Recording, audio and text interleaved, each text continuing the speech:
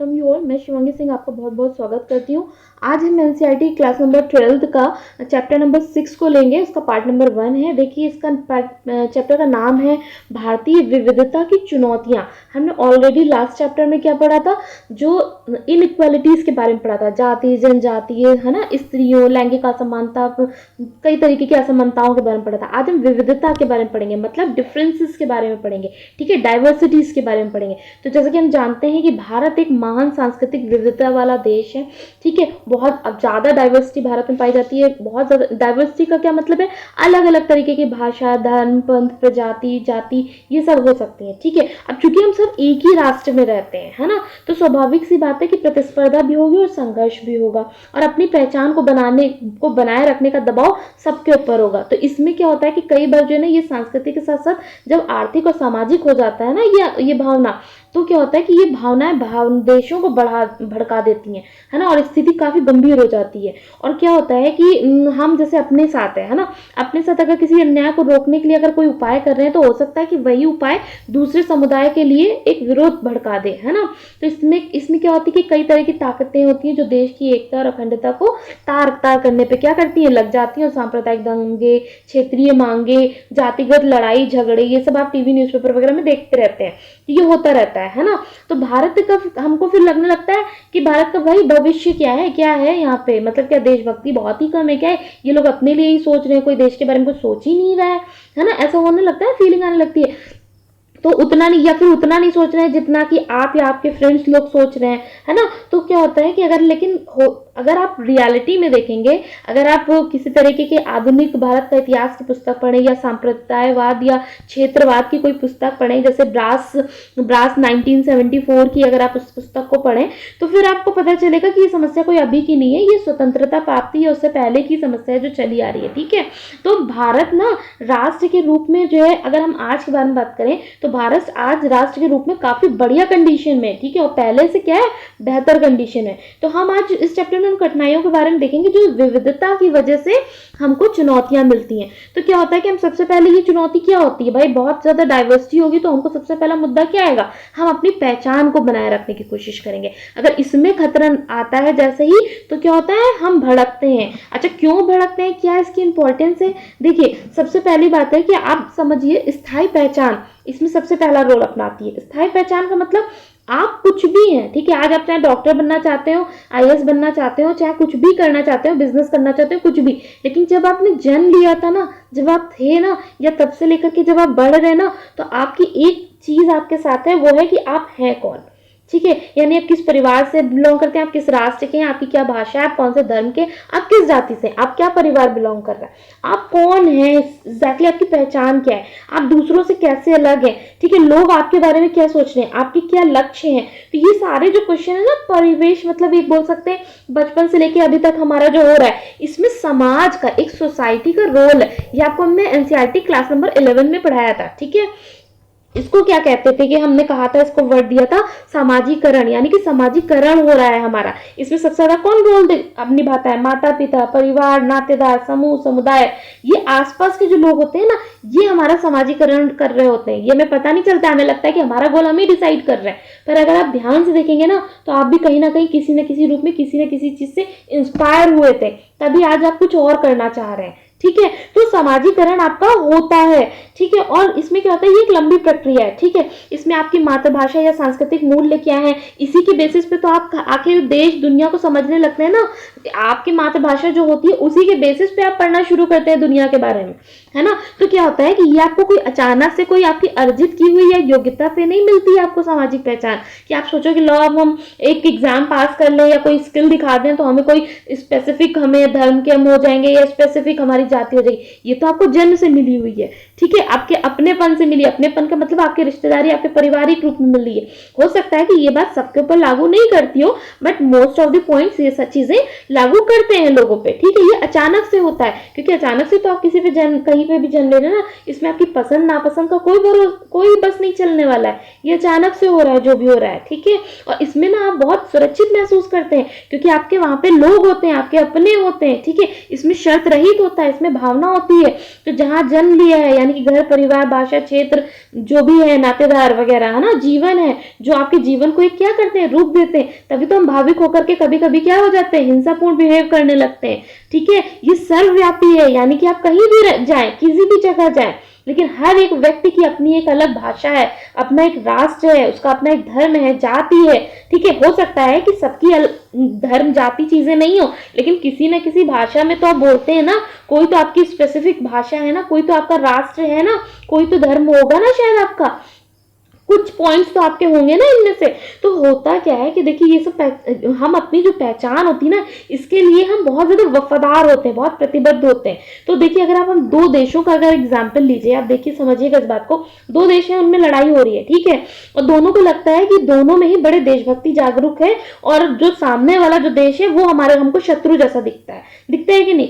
तो हम दोनों राष्ट्रों को क्या लगेगा कि बहुत सच्चे हैं दोनों, और दोनों के ईश्वर जो है उनके साथ हैं। क्या कोई भी देश ये सोच के लड़ाई करता है कि वो असत्य या अन्याय या असमानता के लिए लड़ाई कर रहा है? उसको तो यही लगता है ना कि वो सत्य के लिए लड़ रहा है, न्याय के लिए लड़ रहा है, या समानता के लिए लड़ रहा है। बात समझ में आ रहा है? सही गलत कौन है ये तो बहुत बात की बात होती है, जो पता चलता है ना। लेकिन उस वक्त तो ये रन टाइम पे तो यही लगता है ना दोनों को कि हम सही है, सामने वाला मेरा शत्रु है।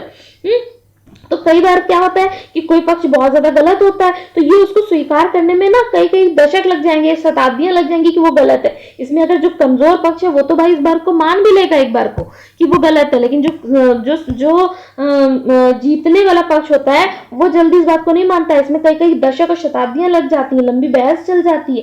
ठीक है, लेकिन जब विजेता क्षमा याचना मांगते हैं, यानी कि जब विजेता को ये लगता है कि वो क्षमा याचना मांगते हैं, तो जैसे एग्जाम्पल लीजिए ऑस्ट्रेलिया में क्या हुआ, यहाँ पे बहुसंख्यक जो जनसंख्या है आज यूरोपीय गोरे लोगों की है। ठीक है, इन्होंने ऑस्ट्रेलिया राष्ट्र द्वारा जो मतलब अब इन लोगों की संख्या के तो यही तो वहां पे राष्ट्र निर्माण में ऊपर सहायक होंगे ना, तो इन्होंने आधिकारिक तौर पर वहां के मूल निवासी के जो वंशज थे उनको बलात् उपनिवेशीकरण के शिकार हुए थे। माफी मांगने के मुद्दे पर लंबी बहस हुई थी, और हालांकि बाद में क्षमा याचना हुई भी थी। लेकिन जब हम यूएसए की बात करते हैं, जहां पे मूल जो अमेरिकी समुदाय थे उनको बाहर कर दिया गया था, काले अफ्रीकी लोगों को दासों के रूप में यहाँ ले आया गया था, है ना।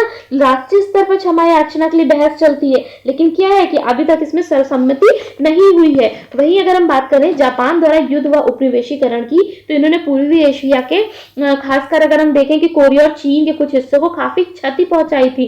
ठीक है, 2005 में तो जापानी प्रधानमंत्री जो जुनिचिरो कोइजुमी जी हैं, उन्होंने माफी भी मांगी है। ठीक है, दक्षिण अफ्रीका की अगर हम बात करें तो यहाँ पे भी देखिए, जो गोरे लोग थे वो अल्पसंख्यक थे, और बहुसंख्यक के रूप में क्या थे, वहां के काले लोग थे, लेकिन फिर भी वहां के अल्पसंख्यक लोगों ने अत्याचार किया इन बहुसंख्यक के ऊपर। ब्रिटेन में इसकी माफी के लिए काफी चर्चा होती रहती है। ठीक है, अच्छा आप ये सोचिए कि जो भी इन सब चीजों को शिकार हुए थे उस वक्त पे, जिनको भी इनको मारा गया या हानि पहुंचाई गई या शिकार हुए इसके, वो तो अब रहे नहीं। फिर ये क्षमा याचनाओं से क्या होगा? ना तो भाई पीड़ित को कोई मुआवजा ही मिल रहा है, ना तो ऐसा है कि जिसने पीड़ा पहुंचाई थी उसको दंड मिल रहा है। फिर इन क्षमा याचनाओं का मतलब क्या फायदा क्या होता है आखिर? सोचिए, और सोच के कमेंट में आंसर भी कीजिए।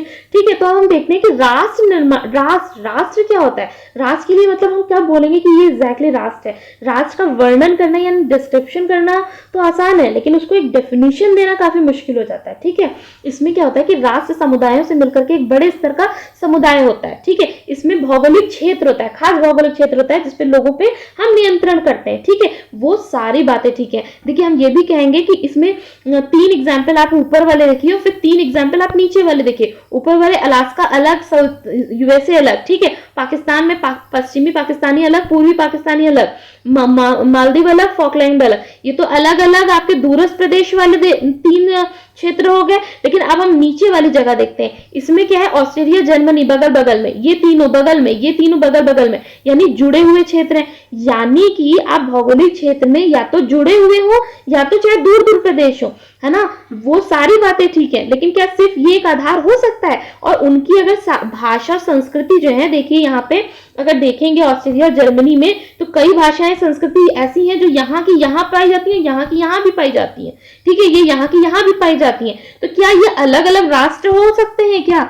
मतलब भाषाई या इन सब के आधार पे क्या राष्ट्र, हम अलग अलग राष्ट्र बनवा करके सोच सकते हैं क्या? मतलब कहने का है कि ऐसी कई भाषाएं और धर्म मिलेंगे जो कई राष्ट्रों में पाए जाते हैं, लेकिन वे मिलकर के क्या एक राष्ट्र नहीं बना लेते हैं? ऐसा हो सकता है? यानी कि सारे अंग्रेजी लोग मिलकर के एक राष्ट्र बना लें, सारे बौद्ध वाले धर्म के लोगों मिलकर एक राष्ट्र बना ले। ऐसा होता है क्या? ऐसा अगर सिर्फ राष्ट्र की ये परिभाषा हो तो नहीं भाई, ऐसा नहीं होता है। कई राष्ट्रों में कई भाषाएं वाले लोग हो सकते हैं और उनके प्रदेश कई कई हो सकते हैं, लेकिन एक चीज निश्चित हुई जो अब आधुनिक रूप में ये अपनाई जा रही है, क्या कि उनका अपना एक राज्य जरूर होगा। यानी कि राष्ट्र एक ऐसा समुदाय होगा जिसमें एक राज्य जरूर होगा। सॉरी। तो यानी कि राष्ट्र और राज्य के बीच एक का संबंध होगा, एक राष्ट्र एक राज्य, एक राज्य एक राष्ट्र। ठीक है, ये एक नया विकास की बात है, ये एक नई डेफिनेशन की बात है। और क्या कहा कि यहाँ पर देखिए, यहाँ पे इन्होंने कहा है कि लोकतंत्र या राष्ट्रवाद की भावना होगी। लोकतंत्र का मतलब क्या है? लोग सर्वोपरि होंगे। आधुनिक युग में राष्ट्र कौन है? लोग, जहाँ पे जनता सर्वोपरि होती है ना। तो यहाँ पे आज राज्य को राष्ट्र की आवश्यकता होती है। देखिए, हम ये बात तो मानते हैं कि जो राष्ट्र है, ठीक है, उसको राज्य की आवश्यकता है, करेक्ट है। लेकिन आज की जो कंडीशन होगी ना, उसमें क्या है कि राज्य को ज्यादा राष्ट्र की आवश्यकता हो गई है। मतलब जैसे कि अगर हम समझते हैं कि अगर राष्ट्रवाद यही बात हुई कि अगर राष्ट्रवाद में राष्ट्र जितना स्ट्रॉन्ग होगा ना, हमें उतने ही ज्यादा फायदे होंगे। जैसे श्रीलंका में कई लिंग्विस्टिक पाए जाते हैं ना, अब अलग अलग सोचेंगे कि हम सब अपना अलग अलग राष्ट्र बना ले तो क्या प्रॉफिटेबल होगा? नहीं होगा ना, प्रॉफिटेबल। तो श्रीलंका क्या है, सारे भाषाई क्षेत्रों का एक अकेला छत के रूप में एक राष्ट्र स्ट्रांगली बना हुआ है ना, तो इसके सामाजिक आर्थिक भी फायदा होंगे, सुरक्षा की दृष्टि से भी बढ़िया रहेगा। आज हिंदुस्तान में क्या हो रहा है, इंडिया में हिंदी को हम क्यों प्रमोट कर रहे हैं? एक राष्ट्रभाषा के रूप में प्रमोट कर रहे हैं ताकि जो जनसंपर्क है उसको बहुत ज्यादा सुगम बनाया जा सके। तो लोकतंत्र और राष्ट्रवाद की भावना भी एक राष्ट्र के अंदर होनी चाहिए। ठीक है, और क्या बात करते हैं कि आत्मसातीकरण की नीतियां और एकीकरण की नीतियां भी काम करती हैं एक राष्ट्र में। ठीक है, हालांकि आत्मसातीकरण और एकीकरण की नीतियां हमारे भारत के परिप्रेक्ष्य में नहीं अपनाई गई हैं। हम एकीकरण नीतियों के रूप में एक राष्ट्रीय एकीकरण की बात जरूर करते हैं, लेकिन पूरी तरीके से इस तरीके की हम एकीकरण नीति की फॉलो नहीं करते हैं इंडिया में। स्टिल ये क्या है देखते हैं। देखिए, इसमें क्या है कि एकल राष्ट्रीय भावना, ठीक है, एकल राष्ट्रीय भावना की बात होती है। आत्मसातीकरण मतलब क्या? जो न जातीय, धार्मिक, भाषाई पहचान है उनको दबा करके जो विभिन्नता है उनको मिटाने का प्रयास करते हैं। एकीकरण का मतलब क्या है कि अकेली, है ना, केवल एक पहचान बनाए रखने की बात होती है। तो एकल राष्ट्रीय पहचान, प्रभावशाली समूह जो बहुसंख्यक है वो बने रहेंगे और स्थानीय जो अल्पसंख्यक है उनकी स्वायत्तता मिटाने की कोशिश की जाती है। एकीकृत कानून बनाया जाता है, न्याय व्यवस्था थोपा जाता है, प्रभावशाली समूह की भाषा को ही एकमात्र राष्ट्रभाषा की बनाने की कोशिश की जाती है। प्रभावशाली समूह की भाषा संस्कृति को बढ़ावा दिया जाता है। राष्ट्रीय पर्व हो, छुट्टी हो, सड़क हो, इतिहास हो, संस्कृति हो, शूरवीर हो, राष्ट्र प्रतीक हो, इन सब में प्रभावशाली समूह को ही ध्यान में रखा जाता है। ठीक है, अल्पसंख्यकों और देशक लोगों से जमीनें और जंगल और मत से जो क्षेत्र है उनको ले लिए जाते हैं। किस चीज के नाम पे? कि भाई राष्ट्रीय संसाधन है ये। ठीक है, तो इसका प्रभाव देखिए क्या पड़ रहा है। इसका प्रभाव ये पड़ेगा कि भाई ये अलगाव की स्थिति हो जाएगी ना। राष्ट्रीय जो जिनके साथ भी जिनको ये फील होगा कि उनकी संस्कृति को गैर राष्ट्रीय माना जा रहा है, उनके बीच में तो अलगाव की स्थिति आ जाएगी ना। तो अच्छी नीति क्या होती है? अच्छी नीति ये होती है कि या तो हम विविधता को प्रोत्साहित करें या कम से कम उसको कम से कम बनाए रखें। ठीक है, ये एक होती है एक अच्छी नीति। तो उसके आगे क्या होता है ये देखिए, उसी के बारे में डिटेल में आपके पेज में लिखा हुआ है, आप इसको भी रोक करके पढ़ सकते हैं या आपकी टेलीग्राम ग्रुप में भी शेयर हो जाएगा। और विविधता और भारतीय राष्ट्रवाद, यानी भारत में क्या है? देखिए, भारत में हम ऑलरेडी जान रहे हैं कि हम भारत में विश्व का सर्वाधिक विविधतापूर्ण देशों में से एक देश है हम। ठीक है, जो अत्यंत सशक्त क्या है? लोकतंत्र भी है। ठीक है, 2011 की जनगणना के अनुसार 121 करोड़ हमारी जनसंख्या है जो विश्व में दूसरा स्थान रखती है। हमारे यहाँ 1632 विभिन्न भाषाएं और बोलियां बोली जाती हैं। हमारे यहाँ 8वीं अनुसूची, भारतीय संविधान के 8वीं अनुसूची में 22 ऐसी भाषाएं हैं जिनको मान्यता प्राप्त दी गई है। हमारे यहाँ धर्म में अगर हम बात करें तो 80% हिंदू पाए जाते हैं, 13.4% मुसलमान पाए जाते हैं। भारत इंडोनेशिया के बाद में, ध्यान से देखिए, इंडोनेशिया क्या है? सबसे बड़ा मुस्लिम देश, सबसे बड़ा मुसलमानों का देश है। ठीक है, जहाँ पे मुसलमानों की जनसंख्या सबसे ज्यादा पाई जाती है। और भारत क्या है? सेकंड नंबर पे। ठीक है, और 2.3% जनसंख्या ईसाई की है भारत में, 1.7% सिख है और 0.7% बौद्ध है और 0.4% जैन है। ऐसे क्वेश्चंस प्रीलिम्स में कई बार आ जाते हैं स्टेट पीसीएस वगैरह में। भारत की स्थिति ना तो आत्मसातीकरण है, मैं वही बात बताई, ना तो एकीकरणवादी है। यानी कि यहाँ पे जो स्थिति है वो क्या है कि हम राष्ट्रीय एकीकरण को तवज्जो देते हैं, मतलब स्थान दिया गया है, लेकिन ये उस रूप में नहीं दिया गया जो हमने अभी पहले पढ़ा है, ठीक है, एकीकरण के बारे में। ये धर्मनिरपेक्ष राज्य है क्योंकि, और अल्पसंख्यकों को अत्यंत प्रबल संवैधानिक सुरक्षा भी हमने प्रदान की है, ठीक है, हम संविधान में दिए हुए ना अल्पसंख्यक के लिए भी अलग अलग आर्टिकल्स, तो वो चीजें हैं। लेकिन आमतौर पर क्या है कि हमारे भारत में कानून और सिद्धांत तो बहुत ज्यादा है, लेकिन पालन व्यवहार में थोड़ी सी कसर अभी रह रही है ना। भारतीय राष्ट्र का एक अच्छा उदाहरण माना जा सकता है। हालांकि राष्ट्र राज्य की जो सारी समस्याएं हैं वो अभी तक पूरी तरीके से मुक्त नहीं हुआ है। अच्छा, इन सब के आगे आगे हम क्या देखते हैं कि देखिए, जो भारतीय लोकतंत्र और विविधता है, हमें एकता का जो गुणगान है ना, वो पूरा विश्व में है हमारा जलवा, ठीक है। लेकिन हम ये भी देख रहे हैं कि आज हिंदू पहचान जो है उसको थोपने के लिए कुछ कुछ समूह है जो असंवैधानिक ये जो वचन है इनको चुनौती दे रहे हैं, ठीक है। तो इसमें क्या है कि हम, लेकिन हमारा डंका आज भी लोकतंत्र के नाम पे विश्व पे बसता है। ये देखिए, लोकतंत्र के लिए समर्थन की बात करते हैं तो भारत देखिए कितनी ऊंचे स्थान पे, संस्थाओं के लिए विश्वास तो भारतीय ऊंचे स्थान पे, राष्ट्रीय पहचान की बात करें तो भारत का एक अच्छा स्थान है। तो थैंक यू सो मच, ये था आज का चैप्टर।